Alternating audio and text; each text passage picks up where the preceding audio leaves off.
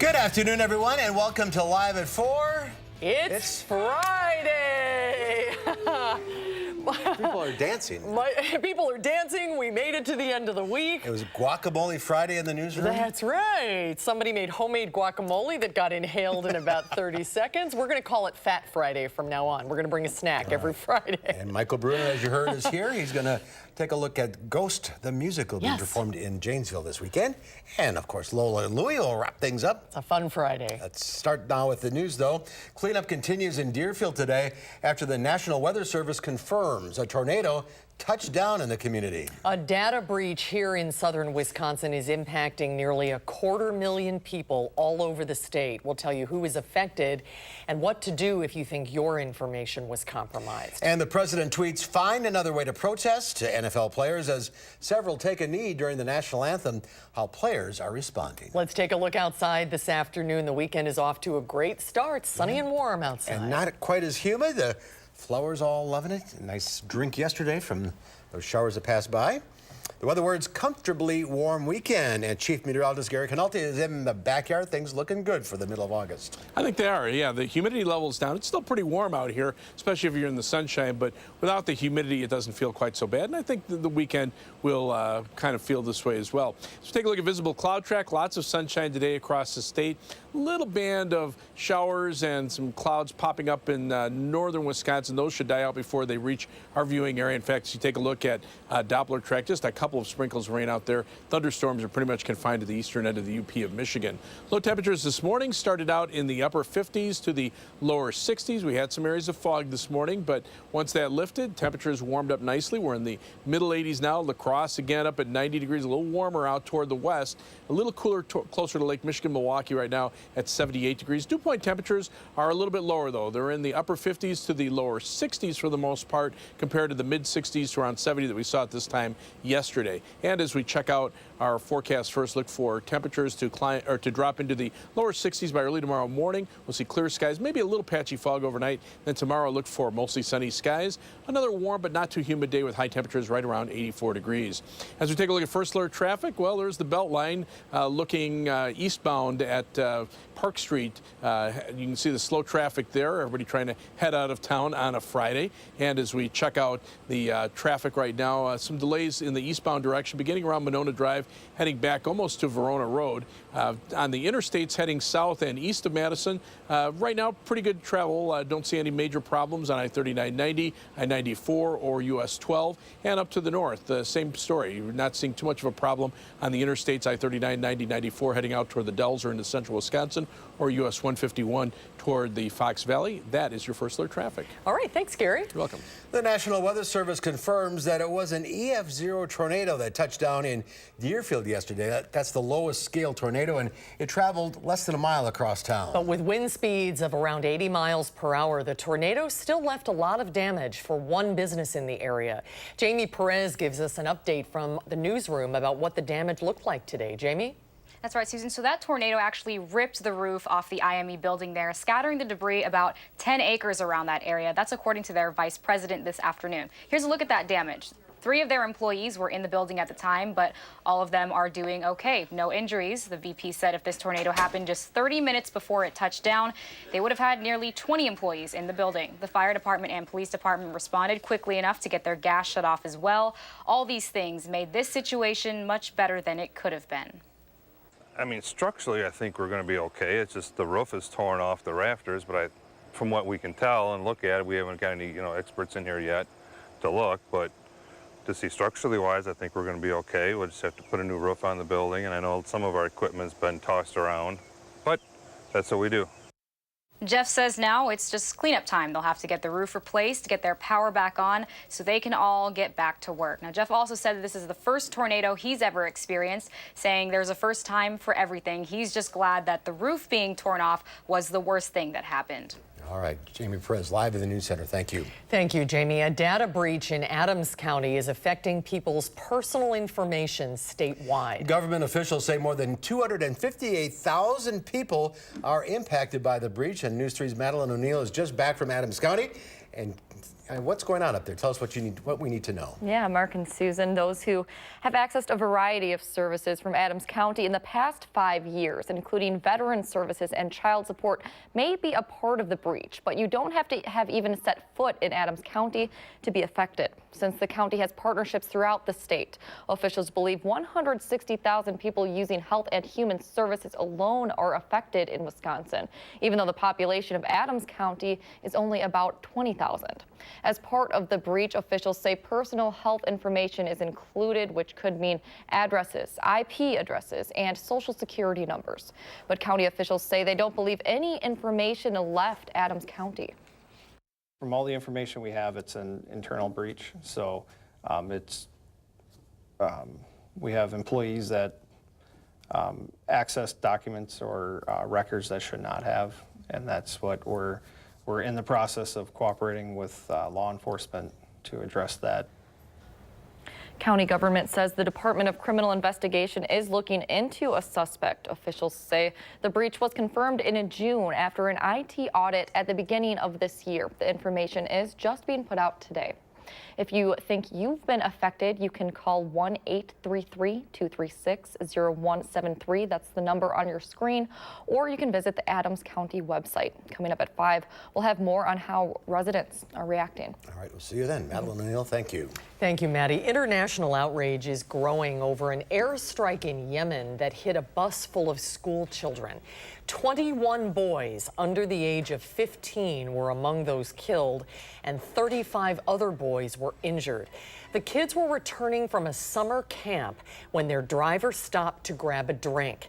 As the bus sat waiting, an airstrike hit the bus. A Saudi-led coalition, which the U.S. supports, carried out the bombing. Saudi Arabia called it a legitimate military operation which targeted Yemeni rebels backed by their arch-enemy, Iran.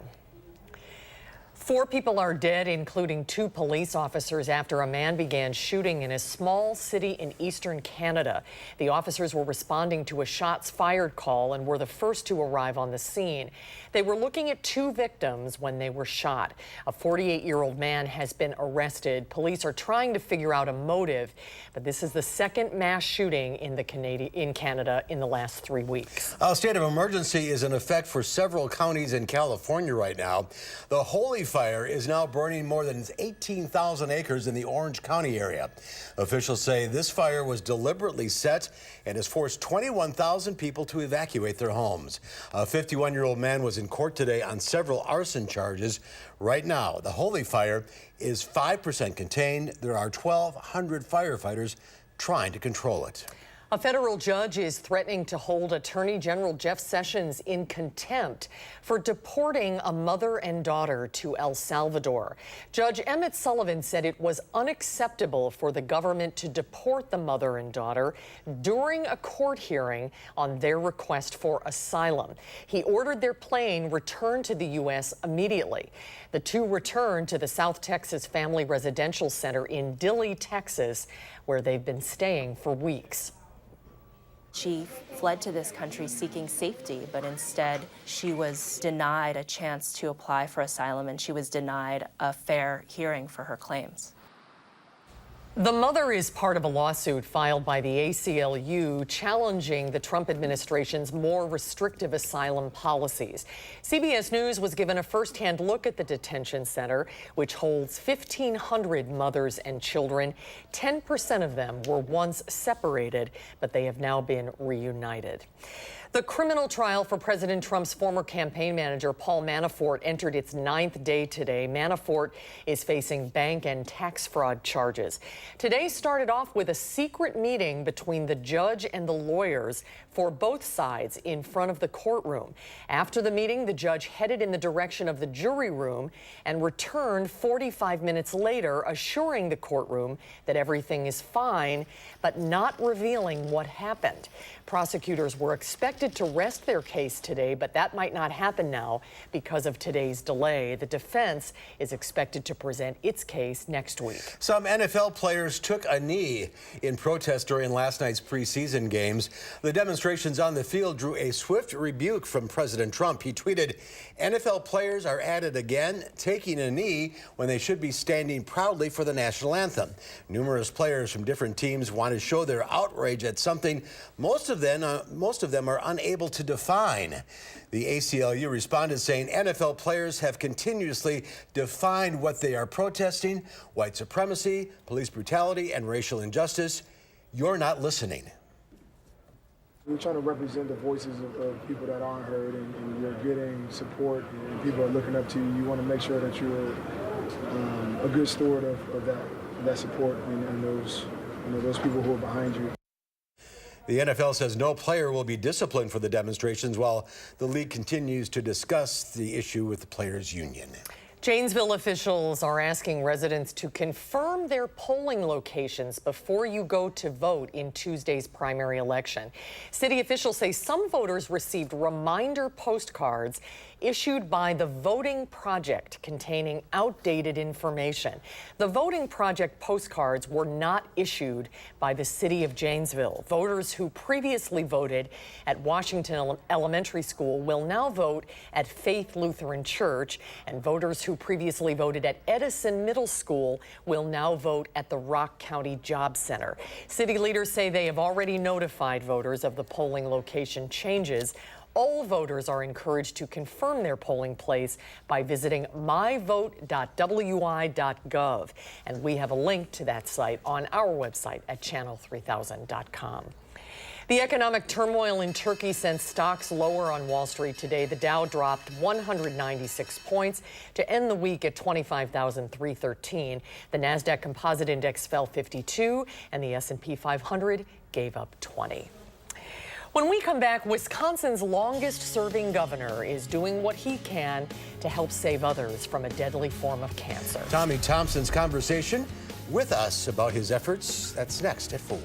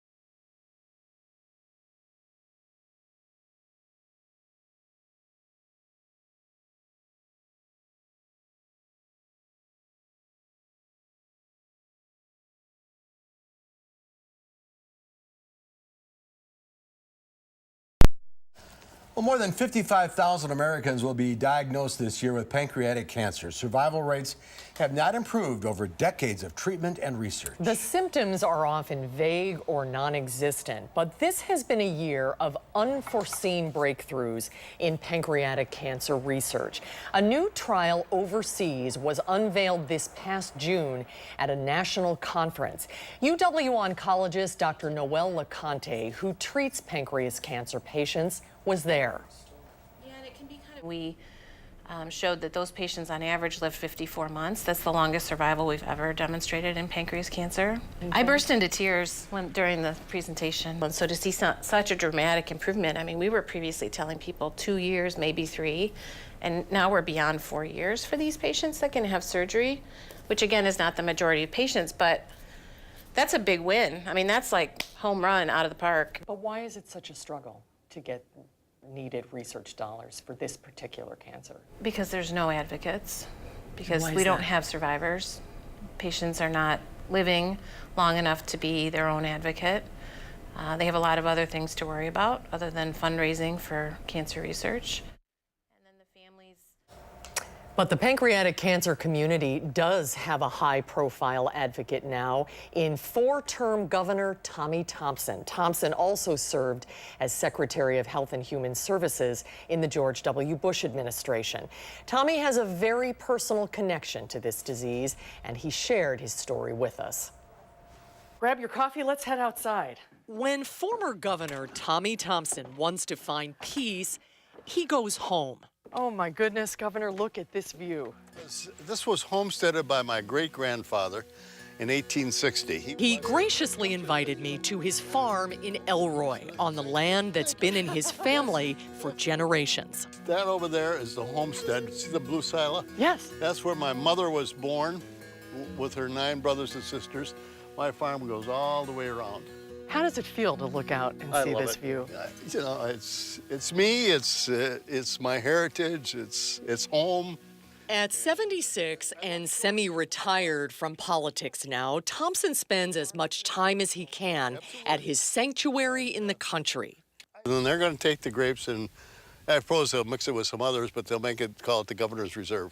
Also growing on this land and buried deep in the soil are memories, sometimes painful ones, of a younger brother whose life was cut short. A tree planted in honor of Eddie. Do you feel him when you're out here? Do you? Yeah. Yeah. You feel all every your time, siblings? you know, it reminds me of him. So yeah. It's sort of bitter, you know, to know that I'm older and I'm here and he's not. Yeah. It's still hard to talk about the painful disease that took both of his brothers, but it's given Thompson a purpose. It is such an insidious, dastardly disease, and nobody really has paid that much attention to it. It is pancreatic cancer, the 3rd leading cancer killer in Wisconsin, often undetectable and incurable. There hasn't been the dollars, the research. And I guess it's because it's such a difficult disease that people can't find a cure for it. And so they'd rather not fail, so they go into some other cancer. Thompson's younger brother, Eddie, the larger-than-life former mayor of Tomah and one-time Libertarian candidate for governor, was diagnosed in 2010 in the middle of a campaign for state senate. It devastated us, and knowing this, he was sort of the comedian, sort of the glue that all of us loved to be around because he enjoyed life so much. And then to have this powerful man that was so strong come down with an illness that he couldn't defeat. And he thought he could beat it. He thought he would be the first one to beat it. Less than 2 years later, Thompson's brother Artie faced the same devastating diagnosis. Artie didn't fight it as hard as Eddie, and Artie went a lot faster. I think Artie died within 8 months after the diagnosis. And then on top of it, my farming partner, Irvin Schultz, who grew up with me, he died of pancreatic cancer, all in the same time period. You sadly have too much experience with cancer. We got a big C. Everyone, my wife has had cancer, breast cancer, and started the Women's Health Foundation. My daughter Kelly's had breast cancer and had her breast removed. Tommy has had breast cancer and thyroid cancer. So far, Tommy himself and his sister Julianne are cancer-free. But that doesn't diminish the pain of losing his brothers, nor his determination to fulfill a promise. My brother Eddie, he said, for God's sakes, Tommy, do whatever you can. Find a cure for this disease. That he grabbed him by the hand, and he had giant hands, bigger than mine, and he grabbed me and he says, find a cure for this. He says, it's not going to help me, but find it for other people. And so, I will. And you can help the Thompson family support pancreatic cancer research this weekend at the Roll and Stroll for Pancreas Cancer this Sunday at Capitol Brewery in Middleton. There's a 10K or 50K bike ride or a 2-mile stroll. The event is dedicated to former UW hockey coach Jeff Sauer, who also died from pancreatic cancer. For more information, go to uwhealth.org/roll-and-stroll. And it's a disease that seems to affect so many people and families. Just the last few days since you've done this story, how many people have come up to us? It's, oh, my grandmother died of that, or my father-in-law has that. It's never been more important to find, and I think he will. Tommy is a man of his word. I think everybody who has ever known him or met him will certainly say that about him, that he'll do whatever he can to try to find a cure. Show up Sunday and help out. Yes, that would be great. All right, we'll be right back.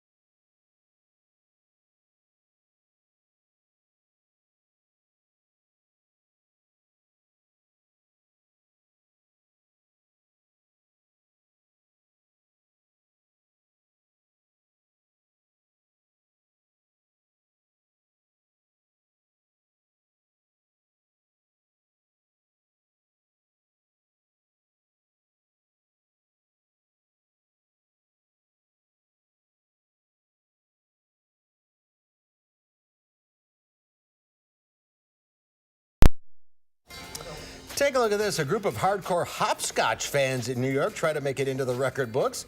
More than 700 people showed up at a local church in Rochester to take part in the effort. The previous Guinness World Record holder is 621 people playing hopscotch at the same time. Guinness people were on hand. No word on how long it'll take for the record to become official. I used to love playing hopscotch. Me too. I was just going to say that. And you had to have the right stone. Yeah. That play hopscotch? Yeah. I couldn't trip. I could easily trip over my own feet. That was not one for me. You kids who are playing video games, you don't know what you're missing. That's right. I mean, this is old school. It's the best. It is Friday, August 10th. Today is National Lazy Day. I'll drink Good to that. for a Friday, yeah. Well, I'll drink to National Kool-Aid Day. Edward Perkins of Hastings, Nebraska came up with the idea of a powder you can mix with water to make a sugary drink back in 1921. The name of Kool-Aid first appeared in 1931. Of course, you have to put a couple cups of sugar in there too. Now look at this, it comes pre-made. Well, that's not as much fun. Remember when you were kids, did you ever have this pitcher? Oh yeah, the big plastic thing. Oh yeah. And how many cups of sugar did you put in? It was like 3, 4, 5, 6, whatever made it taste good. 6 cups of sugar. It's also National Spoil Your Dog Day. That's every day for you. But it's a day to lavish extra attention on your best friend. Orbitz, the travel website company, has a state-by-state guide. The best place in Wisconsin to spoil your dog is the Country House Resort in Sister Bay. Dogs get special treats, beds, and there's a dog bath right by the back door. I hope Joe isn't watching. I was just going to say that. Look at that, a little Don't massage. get any ideas. Oh, you're so sweet. So, yeah. Belly rub. So a nice summer weekend on the way. Yeah, temperatures mid-80s, but with the humidity levels down, it shouldn't feel too bad. And we've got a dry forecast for the most part, too. I'll have your first alert forecast in a few minutes.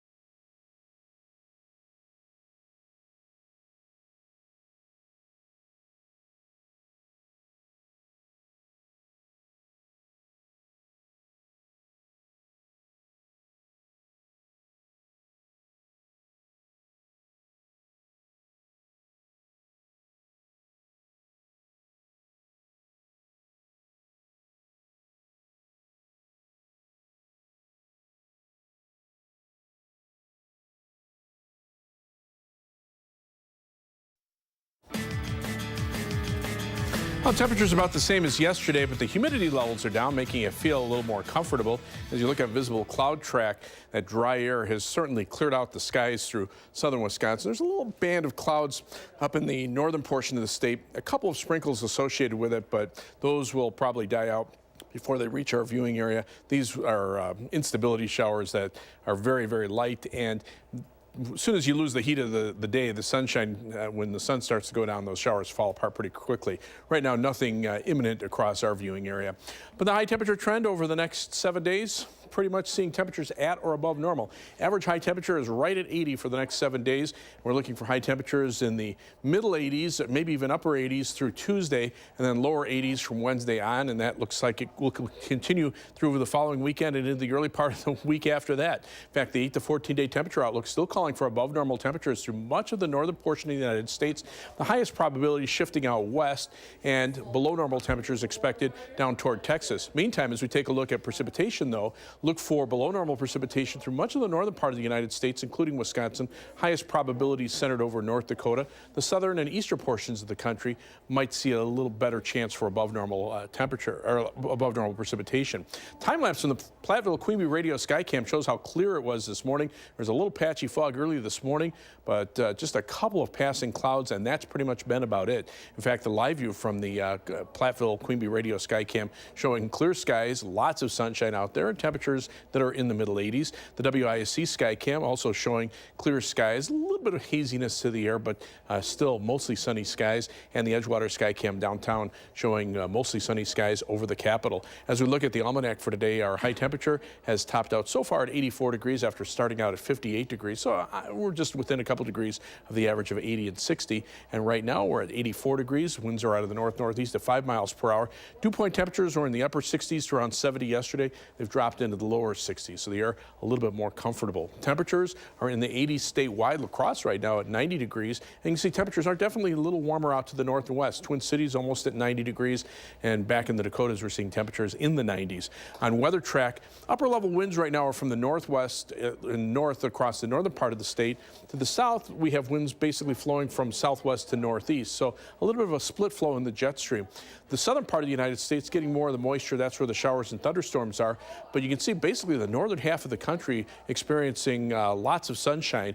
That's not helping the situation out west. Of course, the wildfires going on out there, and also very dry weather leading to high fire danger through parts of Montana, and they have heat advisories and excessive heat warnings out there, where temperatures are just downright hot on the other side of the stationary front.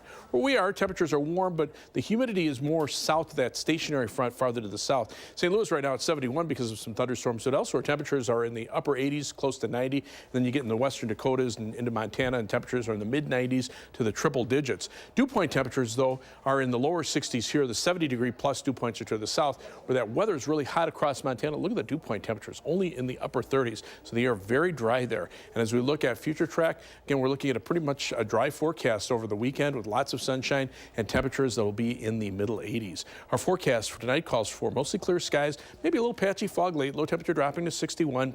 Tomorrow, mostly sunny and warm, still not too humid with a high of 84. On future track, you can see clear skies for tonight, maybe a little patchy fog overnight, low temperature about 61. Tomorrow's high temperatures in the middle 80s with mostly sunny skies.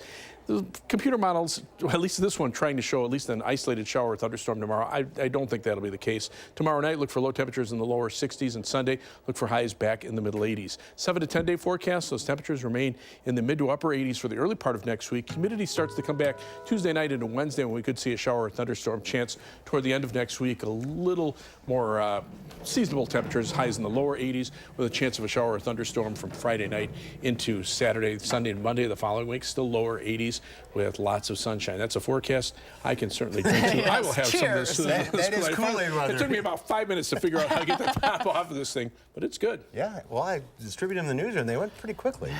Good. Kool-Aid kind of weather. It is. All right. Thank you, Gary. Thank you, Gary. Well, are you thinking of taking in a movie this weekend? Spike Lee has a new film out. We'll preview Black Klansman, which opens today. That's when Live at 4 continues.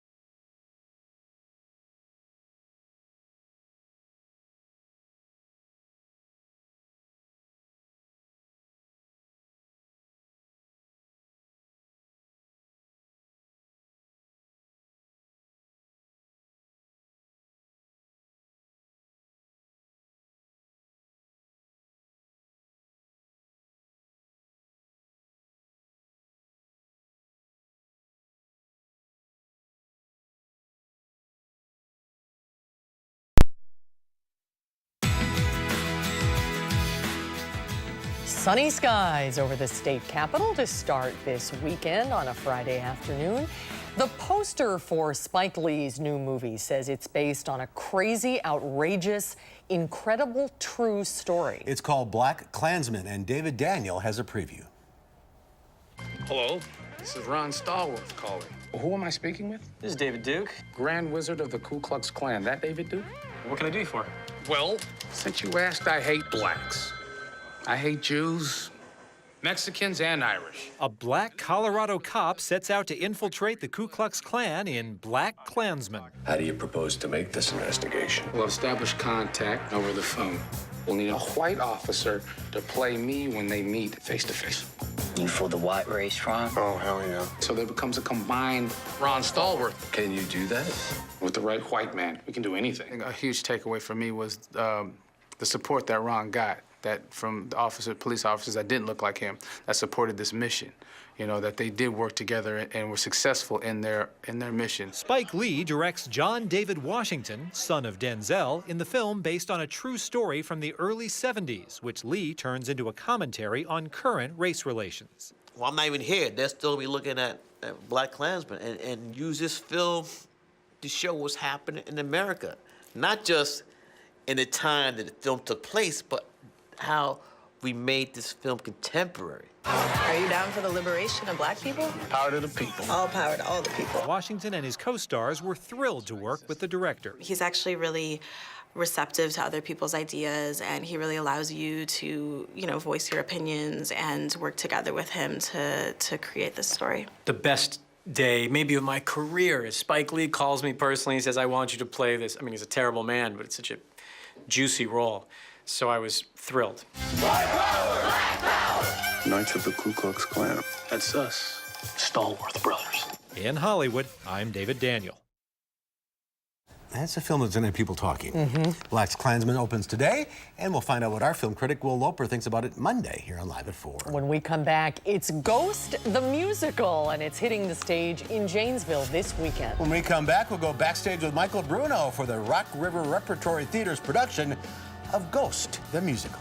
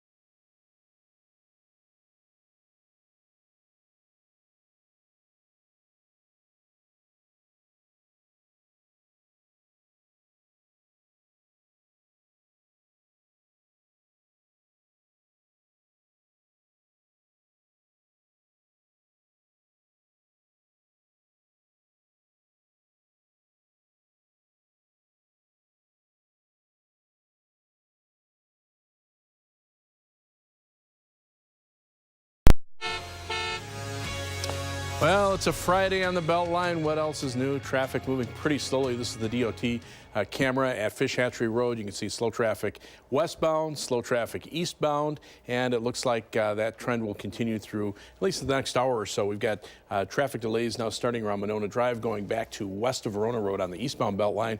Westbound delays start around Todd Drive and head back to almost Park Street. So a little better traffic, at least in the westbound direction. Right now, about a 23-minute trip from University Avenue to the interstate on the eastbound Beltline, 17 minutes going back in the westbound direction.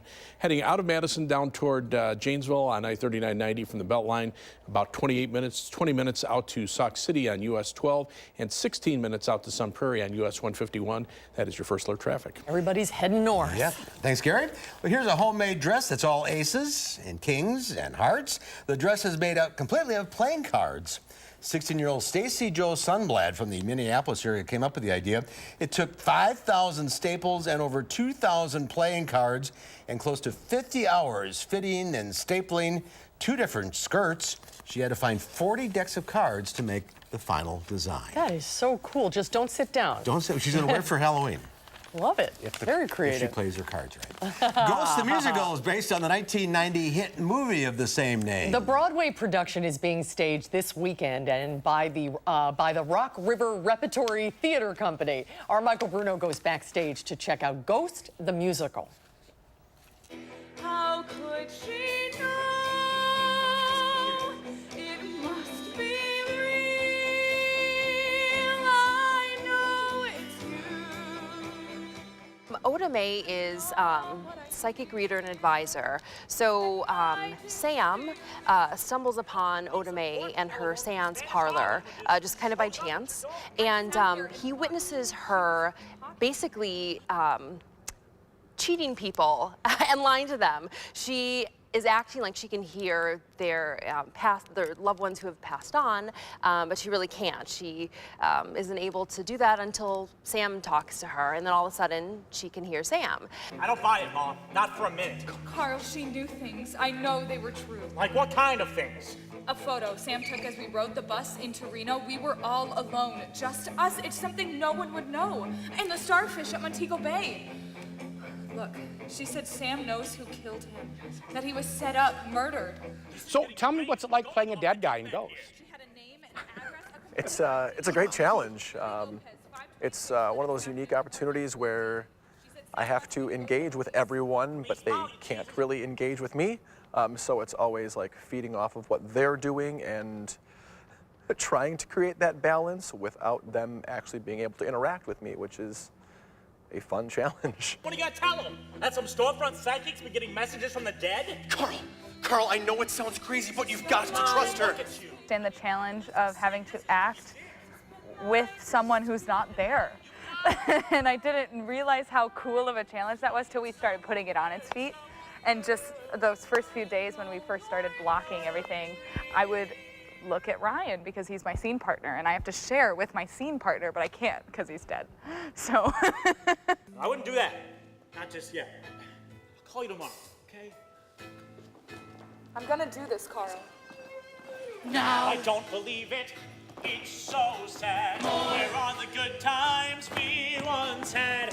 Such a high that we were on. Can't believe that it's all gone. A joke? I mean, you killed a man. I mean, what the hell didn't you understand, Willie? You're supposed to steal his wallet. You killed a man. I did you a favor, man. That was creepy. You stole in my dreams. I had a life. I had it all from such a height. I had it all from such a height. It's so wonderful. I had it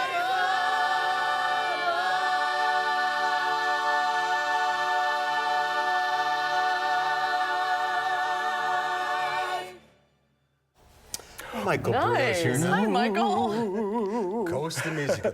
These are all local actors and actresses? Yes, they're all local and regional actors from around Rock County and Dane County area. So this show follows the movie that people are familiar with. It's the exact plot of the movie. Pottery scene and all? Yes, the guy that pottery scene and all is in there.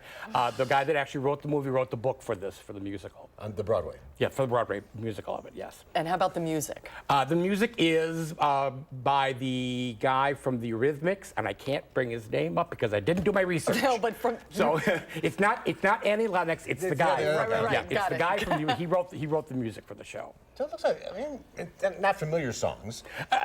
No, not familiar at all because they obviously weren't in the movie. Except I did hear that Unchained Melody is in this. Okay. So along with the pottery scene, almost has to. We have to sing along with Unchained Melody.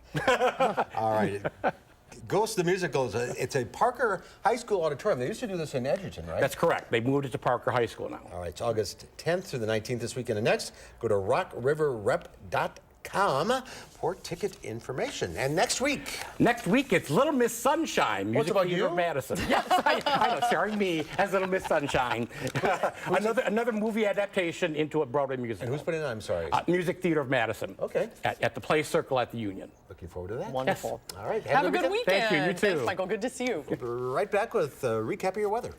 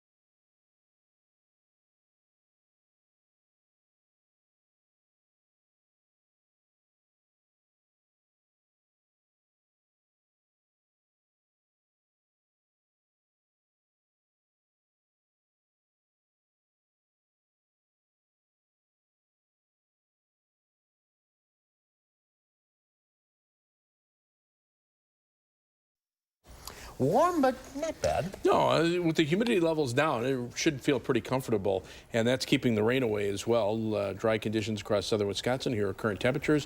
You can see middle 80s. A few places up around 90, including La Crosse and Black River Falls. A little cooler closer to Lake Michigan. Lake Breeze, 78 degrees in Milwaukee. But you can see those dew point temperatures. Upper 50s to the lower 60s, so a little more tolerable, at least from the humidity standpoint. Look for temperatures to drop off into the lower 60s by early tomorrow morning. Tomorrow we're back to sunny skies and a high temperature of 84, about the same for Sunday, mid-80s. Next chance of rain probably Tuesday night into Wednesday. Chris Reese at noon gave the weekend a 4-grill on the Grillcast, 4 grills. So get out and grill. Well, unless it's me grilling, then probably be 0 grills, because you want that day. All right. Good to know. Thanks, Gary. On Monday here on Live at 4, Dr. Zorba Pastor will be here taking your medical questions live. And film critic Will Loper will tell us what he thinks of Spike Lee's new movie, Black Klansman. That's coming up Monday on Live at 4.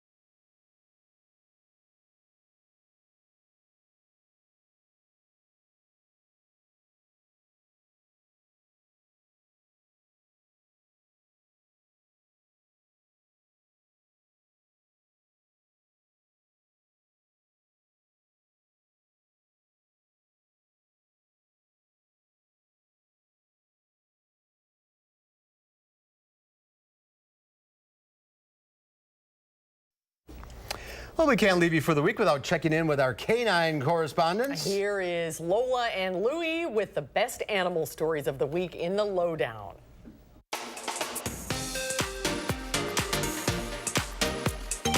This week in the Lowdown, one dog in the fountain.